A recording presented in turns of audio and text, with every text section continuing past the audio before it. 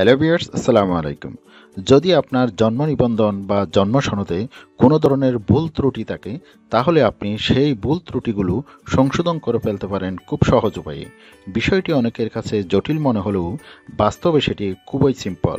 আজকের ভিডিওতে দেখিয়ে দিব আপনার জন্ম নিবন্ধনে পিতা, মাতা কিংবা আপনার নাম ও জন্ম তারিখের ভুল ত্রুটি সংশোধনের জন্য কিভাবে আবেদন করবেন।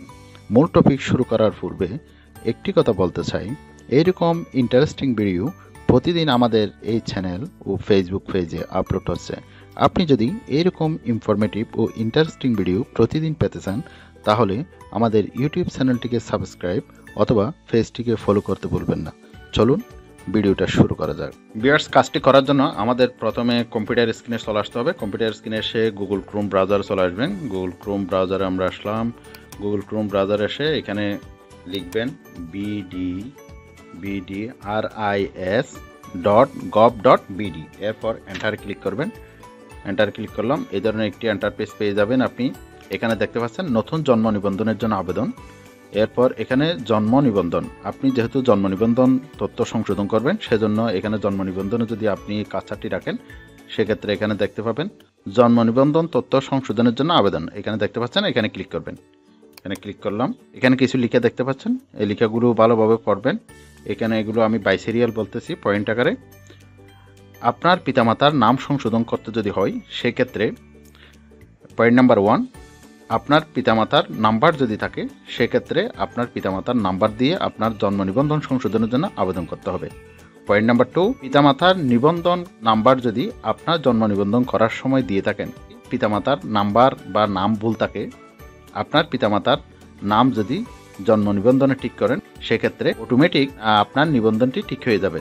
পরবর্তীতে যদি আপনি পুনর্মুদ্রণ করেন, সেক্ষেত্রে আপনি সংশোধন অবস্থায় পাবেন আপনার পিতামাতার নাম, ঠিকানা এবং পিতামাতার জন্ম নিবন্ধন নাম্বার। পয়েন্ট নাম্বার 3, নিবন্ধনের সময় পিতামাতার জন্ম নিবন্ধন নাম্বার না দিয়ে থাকলে আপনার জন্ম নিবন্ধনের সাথে আপনার পিতামাতার জন্ম নিবন্ধনের একটি ম্যাপ করে আবেদন করতে হবে। পয়েন্ট নাম্বার 4, যদি আপনার পিতামাতার নাম্বার না থাকে, সেক্ষেত্রে আপনার জন্ম তারিখ যদি 2001-এর পূর্বে হয়, সেক্ষেত্রে আপনার জন্ম নিবন্ধন তথ্য সংশোধন আবেদন করার সময় আপনার পিতামাতার নাম সংশোধন করতে পারবেন। এক্ষেত্রে আপনার পিতামাতা যদি মৃতও হয়, তাদের মৃত্যু সনদ প্রমাণাদি দাখিল করতে হবে না। পয়েন্ট নাম্বার 5, যদি আপনার পিতামাতার জন্ম নিবন্ধন নাম্বার না থাকে, সেক্ষেত্রে আপনার পিতামাতা মৃতও যদি হয়, আপনার জন্ম তারিখ 2001-এর পরে হয়, তবে আপনার জন্ম নিবন্ধন তথ্য সংশোধন করার সময় পিতামাতার নাম সংশোধন করতে পারবেন। তবে সেক্ষেত্রে আপনার পিতামাতার মৃত্যুর প্রমাণাদি দাখিল করতে হবে। এই 5টি বিষয় যদি আপনি ঠিক থাকেন, তারপর এখানে জন্ম নিবন্ধন নাম্বারটি দিবেন। আপনি যেটা সংশোধন করতে চাচ্ছেন সেই নাম্বারটি এখানে টাইপ করবেন। আমি এগুলো দেওয়ার পর অনুসন্ধানে ক্লিক করবেন। নির্বাচনে ক্লিক করার পর আপনি এখানে দেখতে পাচ্ছেন, আপনি কি নিশ্চিত, সেটা কনফার্ম করতে বলতেছে। কনফার্ম করলাম। কনফার্ম করার পর দেখতে পাচ্ছেন এখানে দেশ দেওয়া আছে। দেশটা সিলেক্ট করে দেবেন, আপনার দেশটি বাংলাদেশ সিলেক্ট করে দিলাম। এরপর বিভাগ সিলেক্ট করতে বলতেছে, বিভাগ সিলেক্ট করলাম। জেলা সিলেক্ট করলাম। সিটি কর্পোরেশন, উপজেলা করে দিলাম।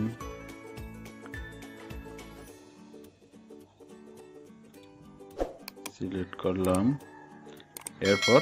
এরপর পরবর্তী বাটনে ক্লিক করতে হবে। এই যে পরবর্তী একটা অপশন দেখতে পাচ্ছেন, পরবর্তীতে ক্লিক করবেন। পরবর্তীতে ক্লিক করলাম। এখানে দেখতে পাচ্ছেন সর্বোচ্চ 4 বার জন্ম নিবন্ধন সংশোধনের জন্য আবেদন করা যাবে। এখানে আপনি বিষয়টা দিবেন, কোন বিষয়ে আপনি সংশোধন করতে চাচ্ছেন। আপনার নাম যদি ইংরেজিতে সংশোধন করতে হয়, তাহলে সেক্ষেত্রে নাম ইংরেজিতে এখানে দিবেন। এখানে যেটা আপনার প্রয়োজন হয় সেখানে সিলেক্ট করবেন।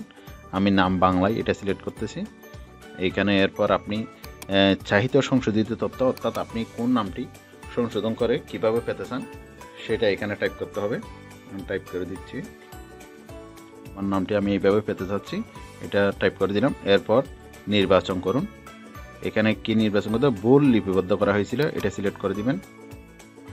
এটা সিলেক্ট করার পর আরও তথ্য যদি আপনি সংযুক্ত করতে চান, সেক্ষেত্রে আরও তথ্য সংযোজন করুন, এই বাটনে ক্লিক করবেন। এই বাটনে ক্লিক করলে আপনি আরেকটা তথ্যের জন্য ফর্ম পাবেন, এখানে আবার দিতে পারবেন আপনি। আর যদি প্রয়োজন না হয়, সেক্ষেত্রে আপনি এটা ডিলিট করে দিবেন।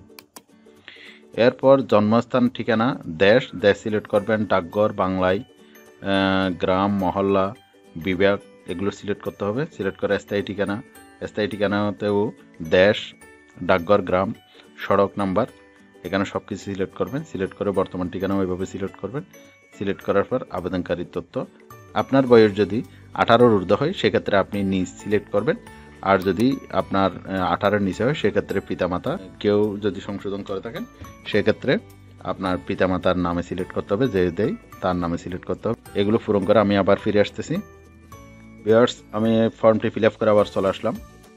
এই যে আমি যেভাবে ফর্মটি ফিল আপ করছি আপনিও সেভাবে ফর্মটি ফিল আপ করবেন। এখানে দেখতে পাচ্ছেন জেলাতে স্টার মার্ক করে দেওয়া আছে, অর্থাৎ যে জায়গাগুলোতে স্টার মার্ক করে দেওয়া আছে সেগুলো পূরণ করা বাধ্যতামূলক। এগুলো পূরণ না করলে আপনি ফর্মটি ফরওয়ার্ড করতে পারবেন না। এরপর এখানে দেখতে পাচ্ছেন সংযোজন।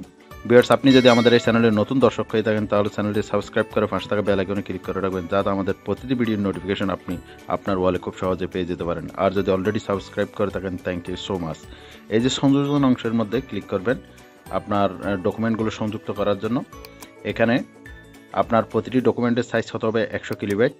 এখানে আপনার সংযোজন করতে হবে, আপনার যদি এসএসসি সার্টিফিকেট থাকে এসএসসি সার্টিফিকেটের স্ক্যান কপি ও এনআইডি কার্ডের স্ক্যান কপি, আর যদি এসএসসি সার্টিফিকেট না থাকে পিএসসি অথবা জেএসসির স্ক্যান কপি দিতে হবে। যদি পিএসসি এসএসসিও না থাকে আপনার পিতা অথবা মাতার এনআইডি কার্ডের স্ক্যান কপি আপনি এখানে সংযুক্ত করতে পারেন।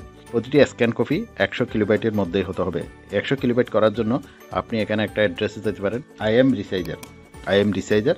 এম রিসাইজারে এসে আপনি আপনার ডকুমেন্টসগুলো রিসাইজ করে নিতে পারেন। এখানে আসবেন, এই যে আপলোডে ক্লিক করবেন। আপলোডে ক্লিক করে আপনার একটা ফাইল চলে আসবে।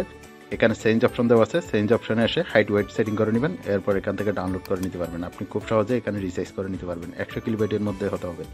এরপর আমি সংযোজনে ক্লিক করব আমার ডকুমেন্টগুলো সংযুক্ত করার জন্য। আমি সংযোজনে ক্লিক করলাম ডকুমেন্ট সংযুক্ত করার জন্য। সংযোজনে ক্লিক করে আমি ডাউনলোড অপশানে আসতেছি। ডাউনলোড অপশানে এসে এটা সংযোগ করে দিব। এই যে এটা কি অংশ সেটা এখানে সিলেক্ট করে দিতে হবে আপনাকে। নিবন্ধনাধীন ব্যক্তির জাতীয় পরিচয়পত্র, এখানে জাতীয় পরিচয়পত্র সিলেক্ট করে দিলাম। এরপর এখানে দেখতে পাচ্ছেন 79 কিলোবাইট। এরপর স্টার্টে ক্লিক করবেন। আপনি যদি একাধিক ডকুমেন্ট একসাথে সংযোগ করে দেন তাহলে একটাও সংযোগ হবে না, সেজন্য আপনাকে একটা একটা করে সংযোগ করতে হবে। এরপর আমি আবার আরেকটাতে যাব, গিয়ে আমি এটা নিব এসএসসি সার্টিফিকেট। এরপর সেটাও সংযোগ করে দিলাম। এখানে বলে দিতে হবে আপনার নিবন্ধনাধীন ব্যক্তির এসএসসির সার্টিফিকেটের স্ক্যান কপি। এই যে স্ক্যান কপি দিয়ে দিলাম। এরপর স্টার্টে ক্লিক করবে। এই যে দুইটা সংযোগ নিয়ে নিল।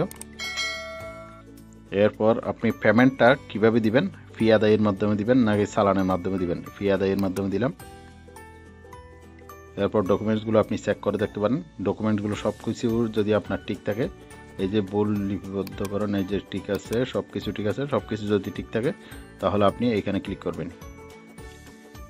এই যে সাবমিট অপশানে ক্লিক করবেন। সাবমিট অপশানে ক্লিক করলে আপনার ডকুমেন্টটা সাবমিট হয়ে যাবে। ভিউয়ার্স, সাবমিট করার পর এখানে দেখতে পাচ্ছেন সাকসেস, আপনার আবেদনপত্রটি সফলভাবে সাবমিট করা হয়েছে এবং আবেদনপত্রের একটি নাম্বার দেখতে পাচ্ছেন, এটি আপনি ডায়েরিতে লিখে রাখবেন। ফেব্রুয়ারির 25 তারিখের মধ্যে তাদের সাথে আপনাকে যোগাযোগ করতে বলা হয়েছে। আপনি প্রয়োজনীয় ডকুমেন্টসগুলো নিয়ে সেখানে যোগাযোগ করবেন। এই যে আবেদনপত্র প্রিন্ট, এটা প্রিন্ট করে রাখতে পারেন। এখানে যদি আমরা প্রিন্টে ক্লিক করি, প্রিন্টে ক্লিক করলে এখানে দেখতে পাচ্ছেন এই যে প্রিন্ট কপি, এই ধরনের একটা কপি দেখবেন। এই যে প্রিন্ট কপি, এতক্ষণ আপনি ভুল সংশোধনের জন্য যে ফর্মটি অ্যাপ্লাই করছেন সব ডকুমেন্টসগুলো এখানে দেওয়া আছে, এখানে দেখতে পাচ্ছেন। এই ডকুমেন্টসটা নিয়ে আপনি এখানে প্রিন্ট কপিটা নেবেন। এই প্রিন্ট কপিটা কোনো ফটোকপি মেশিনের দোকানে গিয়ে এটা প্রিন্ট করে নেবেন। এই প্রিন্ট কপিটা নিয়ে আপনি তাদের সাথে যোগাযোগ করবেন। ভিউয়ার্স, এই ছিল আজকের ভিডিওটি ভালো লাগলে অবশ্যই একটি লাইক দিয়ে চ্যানেলটি সাবস্ক্রাইব করে রাখবেন, যাতে আমাদের এরকম ইনফরমেটিভ ভিডিও আপনি খুব সহজে পেয়ে যেতে পারেন আপনার ওয়ালে। আজ এই পর্যন্ত, পরবর্তী ভিডিও দেখার আমন্ত্রণ জানিয়ে বিদায় নিচ্ছি। আল্লাহ হাফেজ।